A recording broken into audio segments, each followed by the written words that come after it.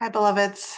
Hope you're doing okay, and wanted to check in about just some tips, some uh, choices that you have for surviving this time, especially if you are feeling scared, hopeless, wondering where you can have an impact, wanting to counteract apathy or despair or kind of a frozen fawn response. And I kind of think of it as what can you do on the self level? Like, what can you do to care for yourself? What can you do for family and friends? What can you do for your community? And so let's start with self. So when I think about self, I think about what are the ways in which you are taking care of your body, your mind, your spirit. And so what are the daily rituals, practices, things you are carving out time for? What are the ways in which you are resting enough for your nervous system? You are nourishing yourself that meets your nervous system. Let's let go of diet culture and let's eat in ways that that give you enough energy to go out there and be the best version of you. How can we be tender towards our bodies and our minds that are getting us up every day, getting us up every day to do what we need to do for ourselves, for our family? How are you exercising? How are you having downtime? And how are you discharging energy? Do you have unscheduled, unproductive time? Do you have some focus time? Are you engaged in creativity? Are you engaged in time with others in connection in real life and digitally as well, if digitally supports you? Where are you having fun and play? And how are you spending time out in nature? Nature can be so grounding.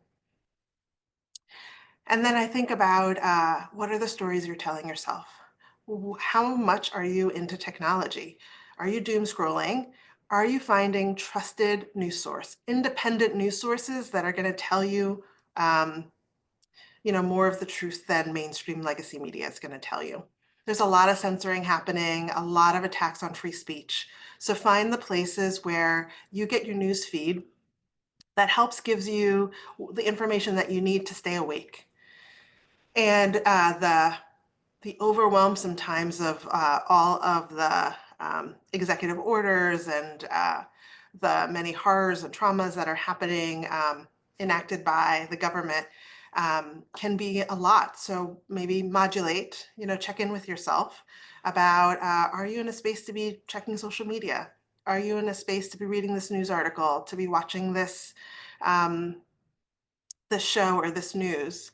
And to really be tender with yourself because this is a marathon, right? I was reading this book, Social Justice for the Sensitive Soul, and highly recommend it for a lot of people to think about what does it mean to be an activist? What does it mean to be committed to social justice? That means different things to different people. There are a lot of ways for us to show up financially, emotionally, thinking about what impact can you have on your local government? Who's on the Board of Education? Maybe you want to run for a local government of some sort or Board of Education. What's the impact that our mayors can have, our governors, our senators, our congresspeople? What are the ways in which you can be calling your congresspeople, your senators to say, good job on such and such an issue, or voting no, or voting yes on this thing, or this is a concern I have, and as a constituent, this is what I want to know. So maybe you program those numbers into your phone, and maybe every week you make a call. Maybe you show up to local protests um, in your area. There are a lot of grassroots movements happening. Check out some of the blackouts that are happening in terms of, I think about how do we start to divest from racial capitalism? How do we start to divest from businesses that are not, that don't really care about social safety nets, that don't really care about the average person? How do you figure out what those businesses are? How do we support locally owned businesses? And how do we care for those who are the most vulnerable amongst us? So particularly, how are we caring for people who, because of their identities, are under attack? And if we have some sort of privilege, which maybe gives us some protection, what are the ways in which we can be speaking out, that we can be advocating for things? Um, and I want you to really think about that your vote matters, right? And that your position matters, right? And that the more we speak out, the more we disrupt, the more we engage with people across difference, the better our world will be.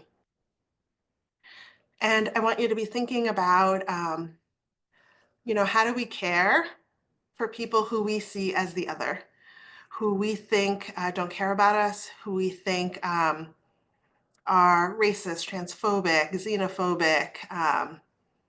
The list goes on and on of the isms. And so, how do we begin to wish them well? I think often of loving kindness meditation is how do we wish people well?